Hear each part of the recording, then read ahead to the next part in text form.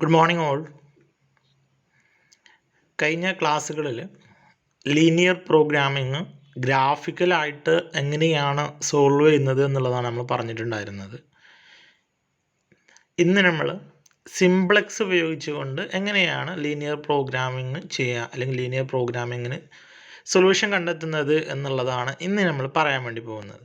Okay, ഇപ്പോൾ എന്തുകൊണ്ടാണ് graphical മെത്തേഡിനേക്കാളും മികച്ചതായിട്ട് അല്ലെങ്കിൽ സിംപ്ലെക്സ് മെത്തേഡ് നമ്മൾ പഠിക്കേണ്ട ആവശ്യകത എന്താണെന്ന് വെച്ച് കഴിഞ്ഞാൽ, ഗ്രാഫിക്കൽ മെത്തേഡിൽ നമുക്ക് 2 വേരിയബിൾ മാത്രമേ ചെയ്യാൻ പറ്റുള്ളൂ. ഇപ്പോൾ x1 x2 എടുക്കാം, അല്ലെങ്കിൽ xy, ഇങ്ങനെ 2 എണ്ണം മാത്രമേ എടുത്തുകൊണ്ട് നമുക്ക് ഡ്രോ ചെയ്തുകൊണ്ട് എക്സ് എത്ര യൂണിറ്റ് വൈ എത്ര യൂണിറ്റ് എന്ന് പ്രൊഡ്യൂസ് ചെയ്യാൻ വേണ്ടിയിട്ട് അല്ലെങ്കിൽ കണ്ടെത്താൻ വേണ്ടിയിട്ട് നമുക്ക് പറ്റുള്ളൂ. പക്ഷേങ്കിൽ നമ്മുടെ നിത്യജീവിതത്തിലോ അല്ലെങ്കിൽ ഒരു ബിസിനസ് ഇൻഡസ്ട്രി സിറ്റുവേഷനിലൊക്കെ വരുന്ന സമയത്ത് അവിടെ എല്ലായ്പ്പോഴും അല്ലെങ്കിൽ മോർ ഓവർ സിറ്റുവേഷനുകളിൽ 2-ലധികം എന്തുണ്ടാവും, പ്രൊഡക്റ്റുകളോ അല്ലെങ്കിൽ സർവീസുകളോ നമ്മൾ പ്രൊഡ്യൂസ് ചെയ്യേണ്ടതായിട്ട് അല്ലെങ്കിൽ കണ്ടെത്തേണ്ടതായിട്ടുണ്ടാവും.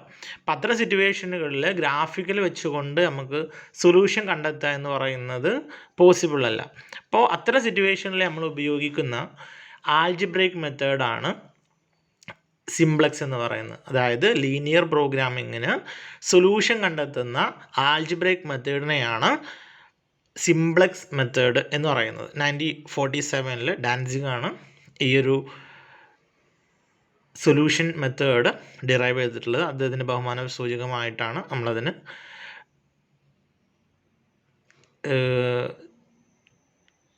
സിംപ്ലെക്സ് മെത്തേഡ് എന്ന് പേര് കൊടുത്തിട്ടുള്ളത്.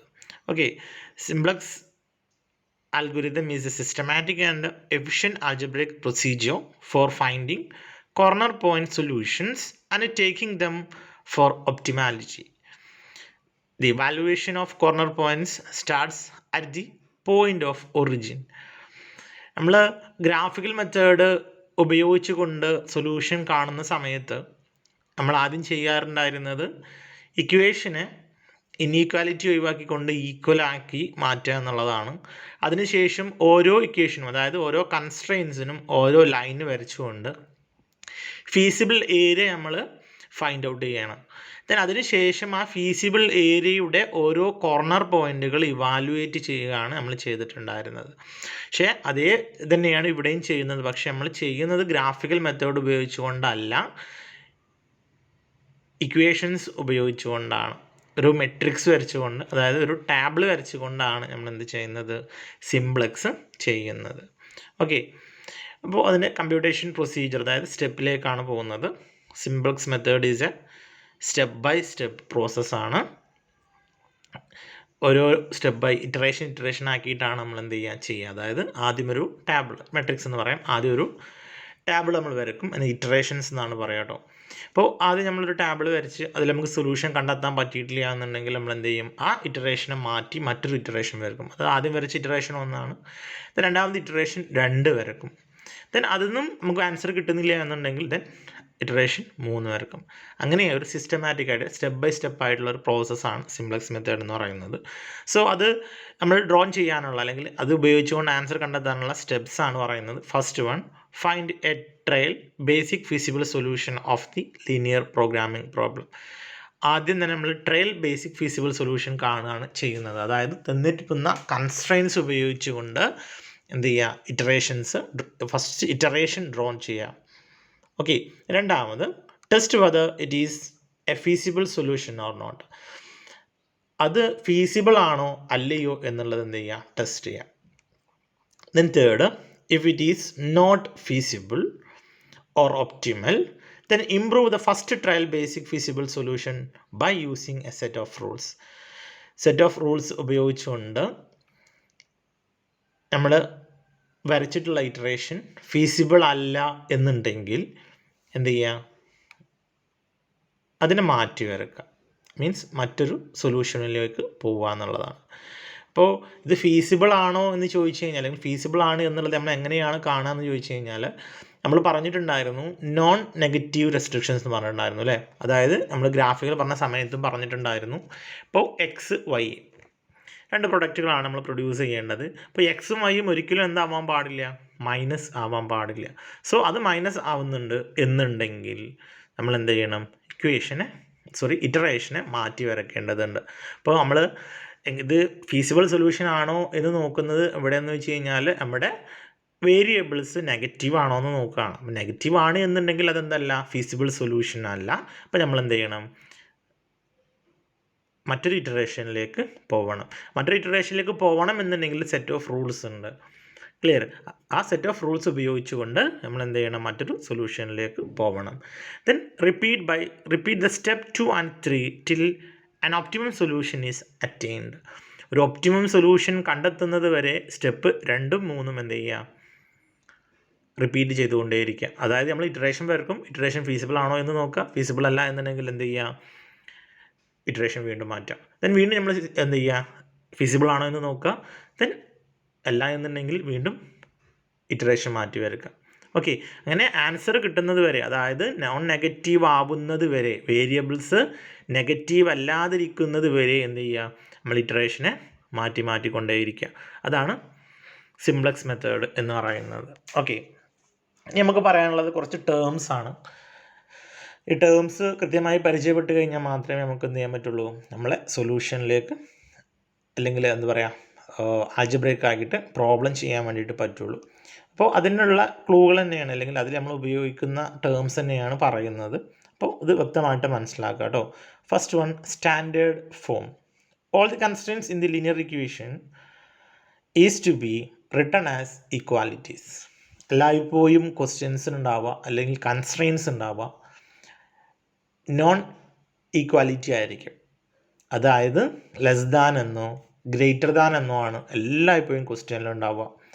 സോ അതിനെ ഈക്വാലിറ്റി ആക്കി മാറ്റുക എന്നുള്ളതാണ് സ്റ്റാൻഡേർഡ് ഫോം. ആദ്യം തന്നെ നമ്മൾ ചെയ്തിരുന്നത്, അതായത് ഗ്രാഫിക്കൽ മെത്തേഡിൽ നമ്മളൊന്നും ചെയ്തില്ല, നമ്മൾ എന്ത് ചെയ്തു, ജസ്റ്റ് അത് ഈക്വൽ ആണ് എന്ന് കരുതുന്ന രീതിയിൽ അങ്ങനെ എടുത്തു പോയേക്കാണ്. പക്ഷേ ഇവിടെ നമ്മൾ ചെറിയൊരു സ്റ്റെപ്പ് ചെയ്യേണ്ടതായിട്ടുണ്ട്.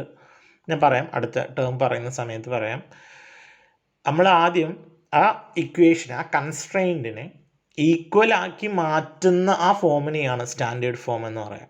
അതായത് ലെസ് ദാനും ഗ്രേറ്റർ ദാനും ഇല്ലാതെ ഈക്വൽ ആക്കിയിട്ട് കൺസ്ട്രെയിൻസ് ഉള്ള ആ ഫോമിനെയാണ് സ്റ്റാൻഡേർഡ് ഫോം എന്ന് പറയുന്നത്. Then second, slack variable.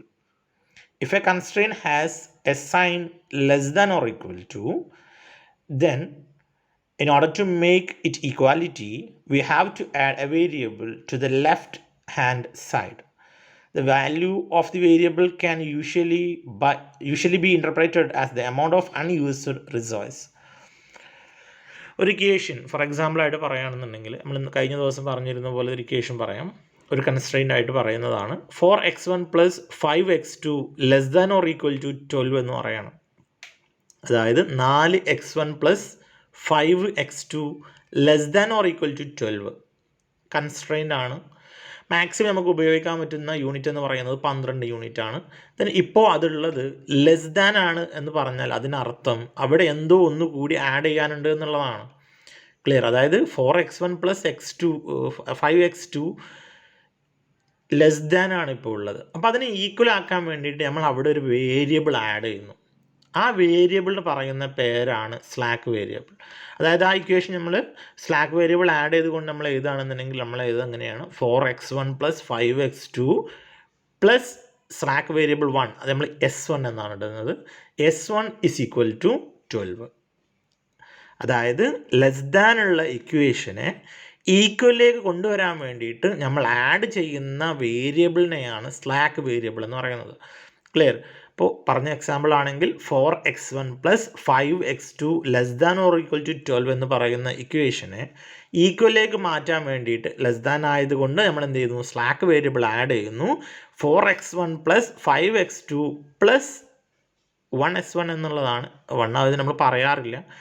S1 = 12. Okay, actually ഈ S1 അല്ലെങ്കിൽ സ്ലാക്ക് വേരിയബിൾ എന്ന് പറയുന്നത് അൺയൂസ്ഡ് റിസോഴ്സസിനെയാണ് കാണിക്കുന്നത്.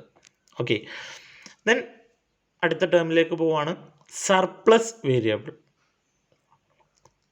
If a constraint has a sign more than or equal to, then in order to make it equality, a variable is to be subtracted from the left hand side of the constraint. That variable is known as surplus variable. നേരത്തെ പറഞ്ഞ അതുപോലെ തന്നെ slack വേരിയബിളിൻ്റെ just opposite ആണ് surplus variable എന്ന് പറയുന്നത്. നേരത്തെ പറഞ്ഞ അതേ ഇക്വേഷൻ തന്നെ എടുക്കാം. 4x1 plus 5x2 greater than or equal to 15 ആണെന്നാണ് കരുതുക. അതായത് 4x1 plus 5x2 greater than or equal to 15 ആണ് എന്ന് കരുതുക. അതായത് ഇക്വേഷൻ നമുക്ക് മനസ്സിലാക്കി തരുന്നത് 15നേക്കാളിലും കൂടുതലാണ് എന്ത് 4x1 പ്ലസ് 5x2 എന്ന് പറയുന്നത്. സോ അവിടെ എന്തോ ഒന്ന് അധികമായിട്ടുണ്ട്. സോ ആ അധികമായ വേരിയബിളിനെ നമ്മൾ മൈനസ് ചെയ്ത് കഴിഞ്ഞാൽ മാത്രമേ എന്താവുള്ളൂ 15 ആയിട്ട് വരുള്ളൂ. ക്ലിയർ? അതായത് 4x1 plus 5x1 already greater than or equal to 15 ആണുള്ളത്.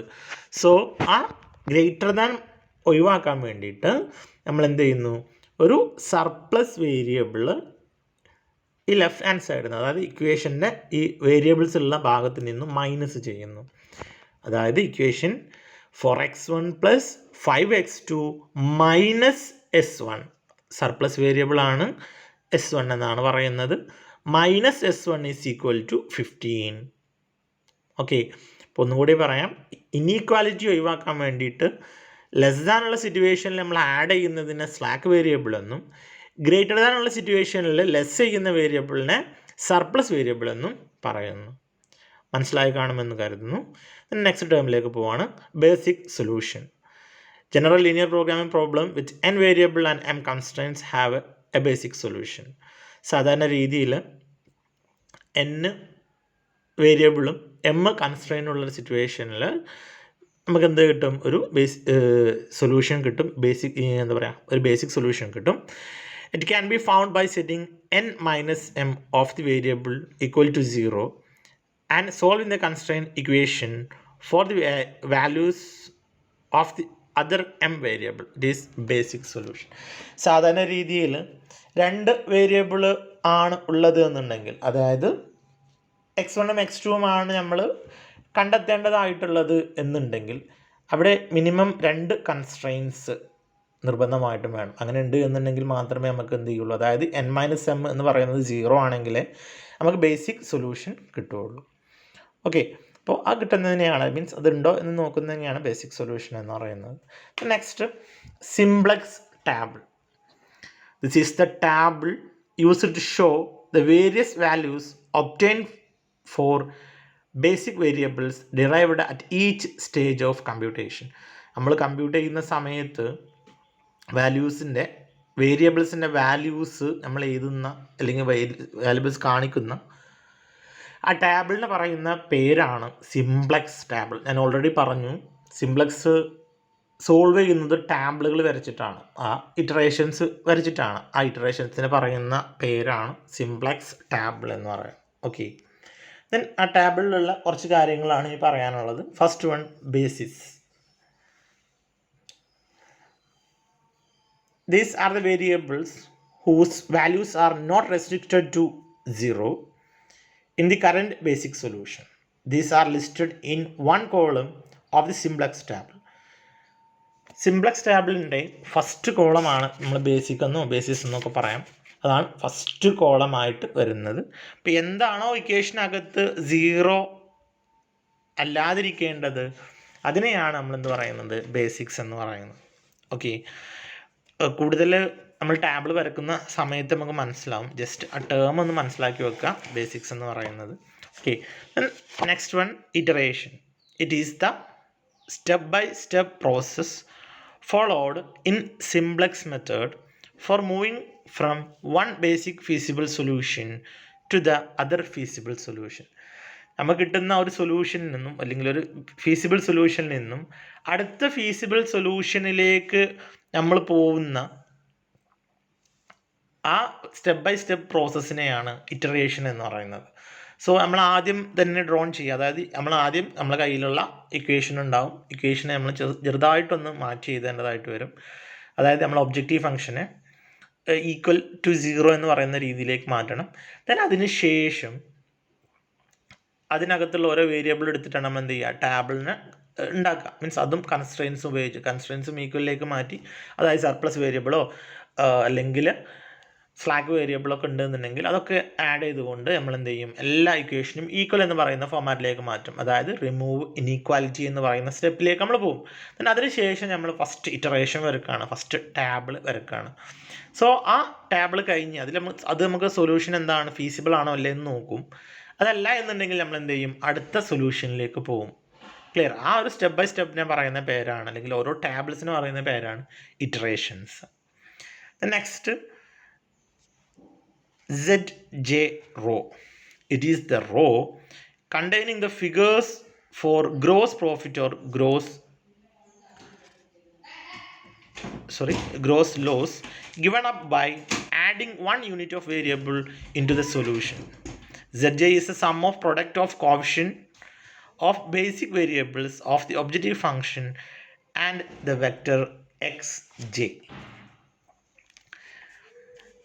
ZJ എന്ന് പറഞ്ഞു കഴിഞ്ഞാൽ it is the row containing the figures for gross profit or gross loss. നമ്മുടെ മെട്രിക്സിനകത്തുള്ള ഒരു റോയാണ് നമ്മൾ Z എന്ന് പറയുന്നത്. അതായത് നമ്മൾ ഫസ്റ്റ് റോ ആണ് Z എന്ന് പറയുന്നത്. അപ്പോൾ അതിനകത്ത് ഓരോ യൂണിറ്റുകളും എത്രയാണ് എന്നുള്ളതും അതുപോലെ തന്നെ നമുക്ക് കിട്ടുന്ന മാക്സിമം പ്രോഫിറ്റ് അല്ലെങ്കിൽ മിനിമം ലോസ് അല്ലെങ്കിൽ മിനിമം കോസ്റ്റ് എത്രയാണ് എന്നുള്ളത് കൃത്യമായി എന്ത് ചെയ്യും, ഈ ഒരു റോയിലൂടെ നമുക്ക് കാണാൻ വേണ്ടിയിട്ട് പറ്റും. ക്ലിയർ? അതായത് നമ്മുടെ സൊല്യൂഷനിൽ നമുക്ക് കിട്ടുന്ന ഗ്രോസ് പ്രോഫിറ്റ് കാണിക്കുന്ന മാക്സിമൈസേഷൻ ആണ് എന്നുണ്ടെങ്കിൽ ഗ്രോസ് പ്രോഫിറ്റ് കാണിക്കുന്ന റോ ആണ് ZJ റോ എന്ന് പറയുന്നത്. ഓക്കെ, നെക്സ്റ്റ് അടുത്ത ടേമാണ് vector. Any column or row of simplex table is called vector. നമ്മുടെ സിംപ്ലക്സ് ടാബിളിനകത്തുള്ള റോയെയും കോളത്തെയും നമ്മൾ കോമൺ ആയിട്ട് പറയുന്ന പേരാണ് വെക്റ്റർ എന്ന് പറയുന്നത്. സോ നമ്മളവിടെ x1 vector, x2 vector, s1 vector, s2 vector, s3 vector, z vector അങ്ങനെയൊക്കെയാണ് എന്ത് ചെയ്യുക നമ്മൾ പറയാം. സോ അവിടെ നമ്മൾ റോ കോളം എന്നുള്ള രീതിയിലല്ല, നമ്മൾ ആ ഒരു വെക്റ്റർ ബേസിലാണ് എന്ത് ചെയ്യുക അതിനെ പറയാം. Okay, next net evaluation or index row, അതായത് delta J. It is also known as delta J is equal to CJ minus ZJ. Delta J എന്ന് പറഞ്ഞു കഴിഞ്ഞാൽ it is the net profit or loss if one unit of the variable in the respective column is introduced. ആ കോളത്തിൽ നമ്മൾ produce ചെയ്യുകയാണ് എന്നുണ്ടെങ്കിൽ, അതായത് ആ ഒരു യൂണിറ്റ് നമ്മൾ പ്രൊഡ്യൂസ് ചെയ്യുകയാണെന്നുണ്ടെങ്കിൽ നമുക്ക് കിട്ടുന്ന പ്രോഫിറ്റിനെയാണ് ആ ഒരു കോളത്തിൽ കാണിക്കുന്ന ഡെൽറ്റ ജെ എന്ന് പറയുന്നത്. ഓക്കെ, CJ എന്ന് പറഞ്ഞു കഴിഞ്ഞാൽ it is the coefficient of XJ variable in the object function. Object function അകത്തുള്ള വാല്യൂവിനെയാണ് CJ എന്ന് പറയുന്നത്. ദെൻ ZJ നമ്മൾ ഓൾറെഡി പറഞ്ഞതാണ് റോയുടെ വാല്യൂ ആണ്. Okay, then basic terms used in simplex. നമ്മൾ ഇത്രയും നേരം പറഞ്ഞുകൊണ്ടിരിക്കുന്നത് തന്നെയാണ്. ഓൾറെഡി നമ്മൾ 6-7 കാര്യങ്ങൾ പറഞ്ഞു. കുറച്ച് ഒരു 3-4 എലമെൻറ്റ് കൂടി, മീൻസ് 3-4 ടേംസ് കൂടിയാണ് പറയുന്നത്. പിവോട്ട് ഓർ കീ കോളം, അതല്ലെങ്കിൽ ഇൻകമിങ് വെക്റ്റർ. നമ്മൾ പറഞ്ഞു ഇറ്ററേഷൻസ് വരക്കുന്ന സമയത്ത് ഫസ്റ്റ് ഇറ്ററേഷനിലുള്ള റോകൾ രണ്ടാമത്തെ ഇറ്ററേഷൻ വരുമ്പോൾ അതിലുള്ള ഒരു റോ കോളമായിട്ട് വരും. ക്ലിയർ? അതിനകത്തുള്ള ഒരു കോളം റോ ആയിട്ട് വരും. ക്ലിയർ? സെക്കൻഡ് വരക്കുമ്പോൾ വീണ്ടും അതിനകത്തുള്ള മറ്റൊരു കോളം റോ ആയിട്ട് വരും. ചിലപ്പോൾ എന്ത് ചെയ്യുമെന്ന് വെച്ച് കഴിഞ്ഞാൽ ഇത് ഇല്ലാണ്ടായി പോവുകയും ചെയ്യും. മനസ്സിലാവുണ്ടോ? അപ്പോൾ അങ്ങനെ എന്ത് ചെയ്യും, ഒരു റോ കോളമായിട്ടും ഒരു ഒരു റോ കോളമായിട്ടും ഒരു കോളം റോ ആയിട്ടും മാറും. അതായത് ഇറ്ററേഷൻ 1-നകത്തുള്ള കോളങ്ങളിൽ ഒരു കോളം റോ ആയിട്ട് പോകും. അതുപോലെ തന്നെ ഒരു റോ എന്ത് ചെയ്യും, ഇങ്ങോട്ട് റീപ്ലേസ് ചെയ്യും, അങ്ങോട്ടും ഇങ്ങോട്ടും റീപ്ലേസ് ചെയ്യും. അപ്പോൾ അങ്ങനെ വരുന്ന ഒരു ഇതിനെയാണ് ഇൻകമിങ് എന്ന് പറയുന്നത്. ക്ലിയർ? അതായത് എന്ത് ചെയ്യും, നമുക്കൊരു കോളം എന്ത് ചെയ്യും, എക്സ്ട്രാ വരുമല്ല, റീപ്ലേസ് ചെയ്യാണ് ചെയ്യുക. Okay, the column has highest positive delta j in a maximization problem and highest negative delta j in a minimization problem. It is called incoming vector.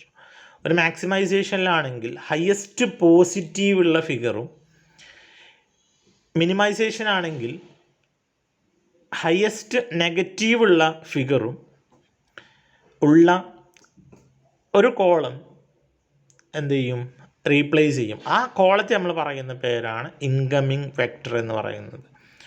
Okay, നമ്മൾ solve ചെയ്യുന്ന സമയത്ത് നമുക്ക് മനസ്സിലാകും, നമ്മൾ സോൾവ് ചെയ്യാതെ അറിയാത്തൊരു കാര്യത്തെക്കുറിച്ച് ഇങ്ങനെ പറയുമ്പോഴുള്ള ചെറിയൊരു ബുദ്ധിമുട്ടാണ് മനസ്സിലാവുണ്ടാവും. അതായത് ഇങ്ങനെ ഒരു കോളം പോകും, ഒരു കോളം വരും എന്നൊക്കെ പറയുമ്പോൾ കുറച്ച് ആ ടേംസിൻ്റെ ഒരു ഇത് മനസ്സിലാക്കുക. അതായത് മാക്സിമൈസേഷൻ പ്രോബ്ലം ആണ് എന്നുണ്ടെങ്കിൽ അതിനകത്തുള്ള ഒരു റോ നമ്മൾ എന്തെങ്കിലും റീപ്ലേസ് ചെയ്യും. അപ്പോൾ ആ റീപ്ലേസ് ചെയ്യുക എന്ന് പറഞ്ഞു കഴിഞ്ഞാൽ ഹയസ്റ്റ് പോസിറ്റീവ് ഉള്ളതിനെയാണ് നമ്മൾ റീപ്ലേസ് ചെയ്യുക. സോ അത് നമ്മൾ പറയുന്ന പേരാണ് ഇൻകമിങ് വെക്റ്റർ. ക്ലിയർ? സിമ്പിളായിട്ട് അത്ര മനസ്സിലാക്കാം. Then minimum ratio, it is the lowest non negative ratio in the replacing ratio column. അതായത് നമ്മൾ റീപ്ലേസ് ചെയ്യാൻ വേണ്ടിയിട്ട് നമ്മൾ എന്ത് ചെയ്യും, ഒരു റേഷ്യോ കാണും. ക്ലിയർ? ആ റേഷ്യോ കാണുന്ന സമയത്ത് ഏറ്റവും ലോവസ്റ്റ് ആയിട്ടുള്ള നോൺ നെഗറ്റീവ് ആയിട്ടുള്ള ഒരു ഫിഗർ,